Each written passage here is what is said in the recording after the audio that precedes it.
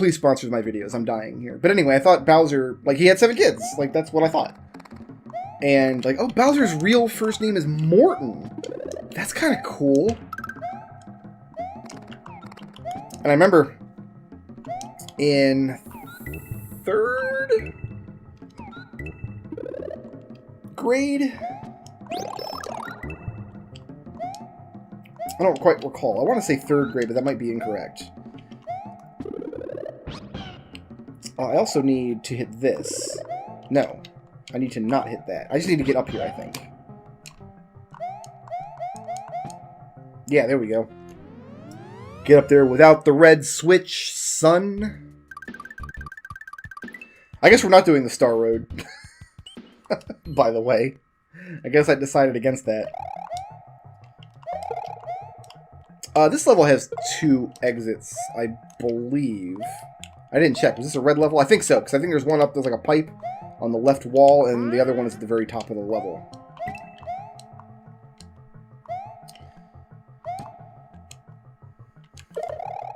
But that ends up not being the case. In fact, I held on to that belief for a long time. Like, I remember even in Mario Sunshine, I'm like, oh, wait a minute. So Bowser has another kid now, and this one is Bowser Jr.? Like, that's some King Henry shizzle right there. Just disowning all of your other kids in favor of this newcomer just because he has royal blood. Because the idea at the time... Yeah, that pipe up there. That's where I wants to go. Oh, I need a blue switch. I don't need no blue switch. Yeah, we can just fly up there. Yeah, I've got something to stand on even. So yeah, I can just fly up there. We're good.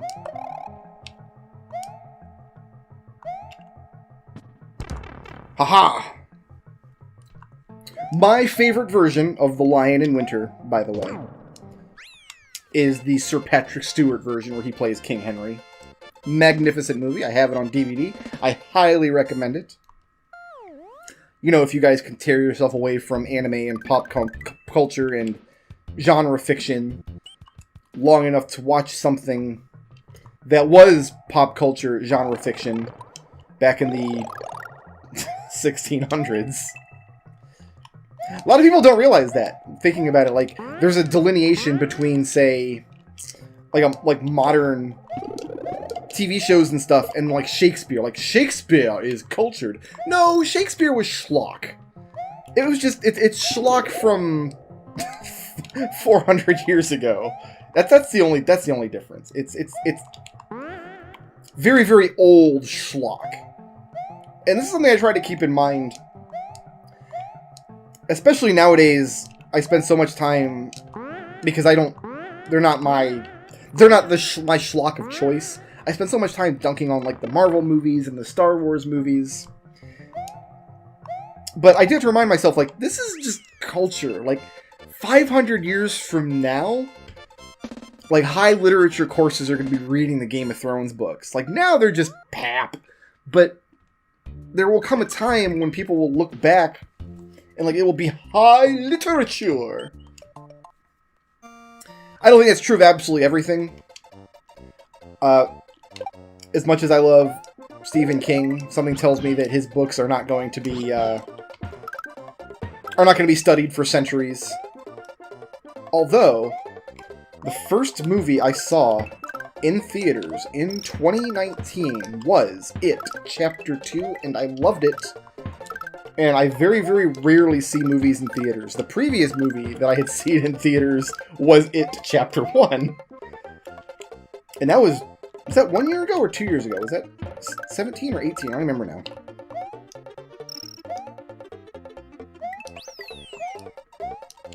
In case you were wondering if the movie was good, I think it's good. There's your recommendation. Enjoy. I almost fell in that hole. This could be interesting. Whoa, the lag! That's something you don't get in Mario Maker.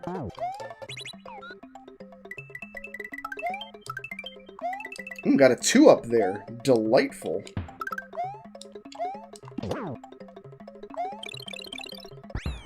Excellent.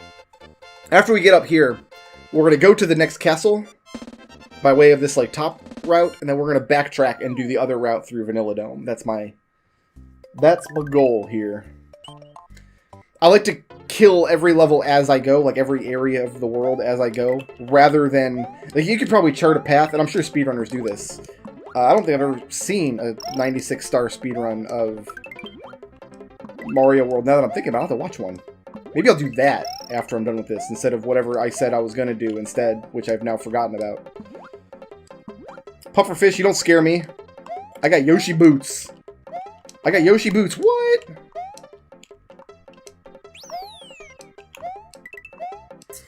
Yeah, you plot a course through it using the Star World and stuff. I don't have Yoshi boots! I don't have Yoshi boots anymore! Dolphins, help! Dolphin friends, please. Please to be helping. I took my Yoshi for granted, and now my love has gone.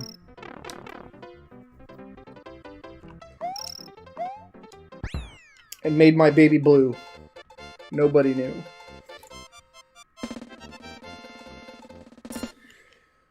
Alright, Small Mario again. Now this is where if I was a kid, I'd be running back to the top secret area with my tail between my legs. But, I'm a grown man. Okay? So we're gonna do this level small. Like a boss. And we'll probably die. Like a boss. And then we'll go to the top secret area with our tail between our legs. I could just rewind. There is a rewind function. In fact, I feel like I should show it off. As far as I know... Oops, that was... Hold the buttons, there we go. Yeah, I can rewind to visit different states in the game. How far back can I go? Really? I can rewind all the way to the previous level. Okay. But I just want to show off that you can do that. Now, this is actually a feature that I really like in the Switch Virtual Console stuff. Because, here's the thing. One other thing that emulators are good for, like I said, they're good for preserving software. They're good for kind of tasting games that you may have missed. Maybe you weren't alive in the 1990s. Maybe you were alive, but Mario World was too hard for you and your little sissy britches. So adding in this kind of, the suspend states, the rewind features, and that kind of stuff, which is standard emulator features, is people that weren't able to play the game, or who kind of just don't want to experience the challenge of the game. Maybe they just want to experience the art or the gameplay or whatever. I need to hit this block, but I can't hit this block. Alright, let's get both of these jabronis over here. There we go. Come to me, my mushroom. I shall eat you in a fine mushroom pie. Alright, good. I feel like that hallway could use some work. Wow, that was... I was Sir Bouncington for a second there. You know what I mean? Sir Bouncington the Wise?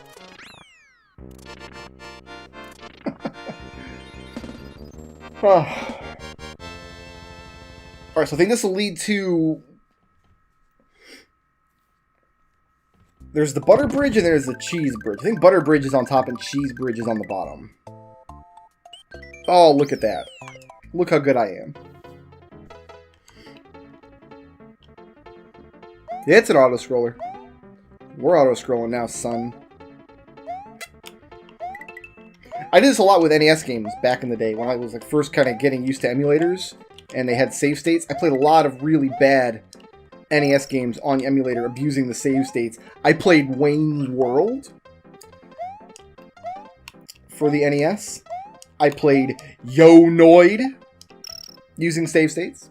I played Wampum for the first time. I've since actually purchased a... Ooh, I didn't get my Red Switch Palace?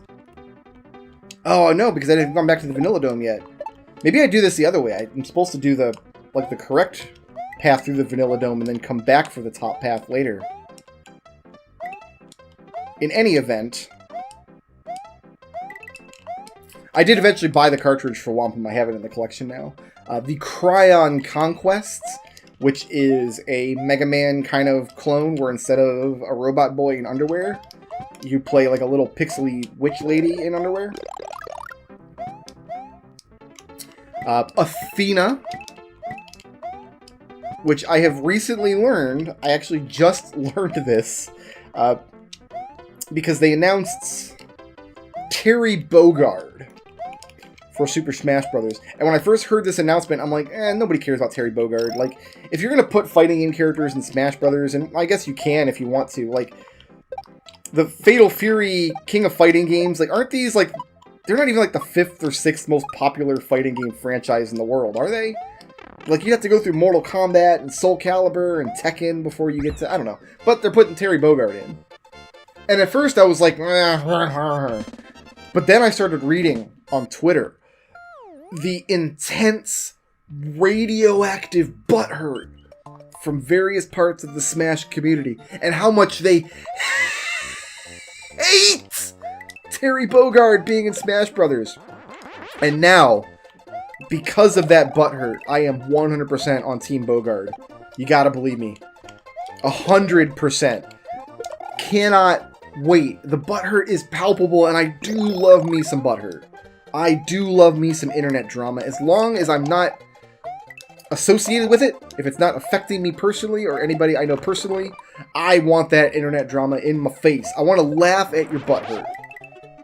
So anyway, Terry Bogard is from fighting games that, like, some fighting game connoisseurs will tell you are, like, excellent and memorable, but I got eaten by that Koopa. I could rewind it. I'm not gonna. But, like, the mainstream audiences, like, don't know or care about.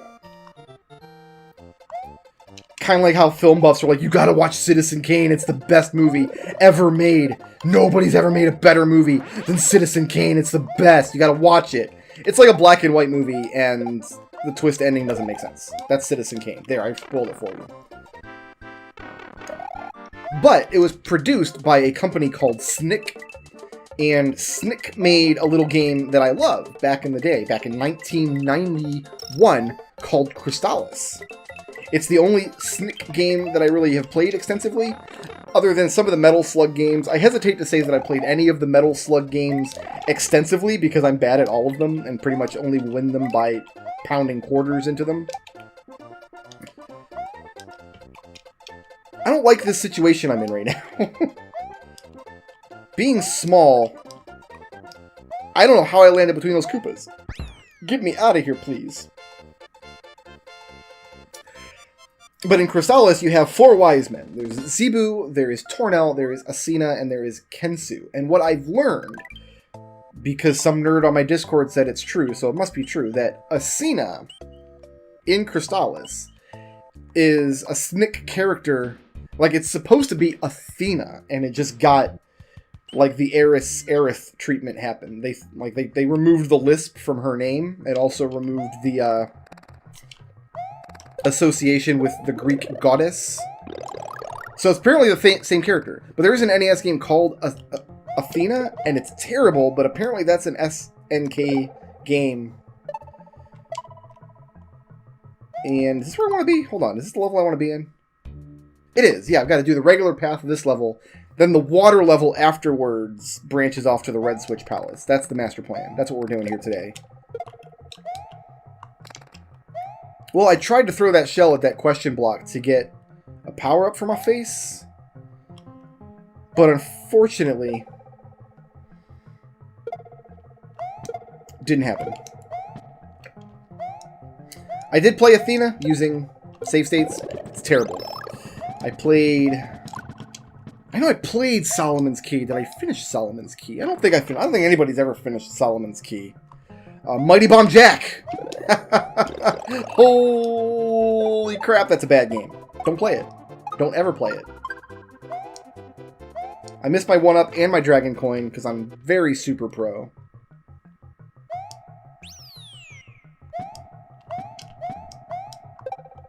But having save states and rewinds and stuff is a good way to endure games. You get me out of there!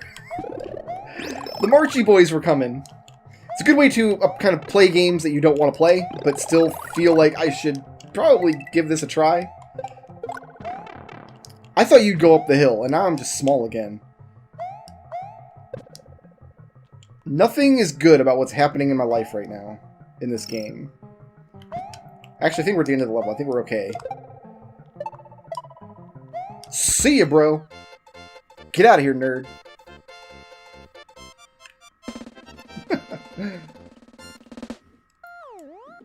Now, back in those hale and hearty days of, like, the early Let's Players, the first wave in 2008, 2009, they're about Mario ROM hacks. Mario World ROM hacks were very, very popular, because Kaizo Mario was kind of popularized around that same time. It's actually from a little earlier, but then the Let's Playing community, like Something Awful, got a hold of it. And the way people played those games was just by rewinding every, like, 10 seconds. There's, like, a legendary Proton John Let's Play of Kaizo Mario World where he rewinds constantly. And I remember thinking at the time, like, oh, it's really stupid that somebody made a Mario ROM hack that you're supposed to just rewind every 10 seconds, because nobody's ever going to actually beat this legitimately. But then, like, people actually beat it legitimately, like, for realsies. And now I think, oh, now it's just a stupid way to play games. Just to rewind every 10 seconds. I need this mushroom in my face. It's actually fun going back to that original Kaizo Mario World, like some of those, like the original Kaizo Mario World ROM hack, because it's actually very quaint by, like, modern Kaizo standards. Like, when you see some of the stuff that people are doing in Mario Maker right now, which doesn't have rewinds and save states and stuff. Now I need this mushroom in my face, and I need my key back. This is going to be an interesting get. We're in there. This is my Red Switch Palace. Yeah, it makes that original Kaizo look tame. Some of the stuff.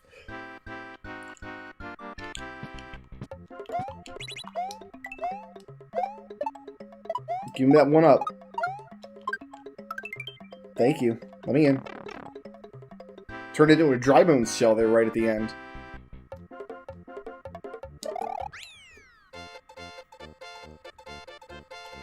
If you haven't seen some of, like, the high-end Kaizo stuff people are doing, look up Panga or Go Sagan on YouTube and see some of their stuff. I remember a story once where Go Sagan spent, I think, 700 hours uploading a level. If you haven't played Mario Maker, before you're allowed to publish a level on their servers, you have to play it start to end, all the way through, just to prove that it's beatable. And so if you make a level that's unbelievably difficult, people... I wanted to explore the whole, what can I say? People will literally spend hundreds of hours uploading their levels. And I think he spent a good 700 hours designing and testing and then uploading this level. And Nintendo took it down off the servers. Like, I think it was only up for like a week or two. I don't know why Nintendo removed it either. Like, it didn't use any glitches, it didn't... Like, it didn't break their terms of service at all, as far as I can tell. They just didn't want that level on the servers. It's called Go Sagan's Magnum Opus, and it's insane. It's a hell of a level. But you know what? I'm glad people make levels like that in Mario Maker. Like, I'm glad those communities exist, because I love watching people play those levels. And usually what I see, because typically they'll stream it to Twitch... or YouTube, and then, like, they'll just upload the highlights of the stream to YouTube, and typically I just watch the highlights. I don't watch the actual grinding out. Caught some height there. Man is not supposed to fire fireballs from that high up. Oh, goodness. Oh, gracious me.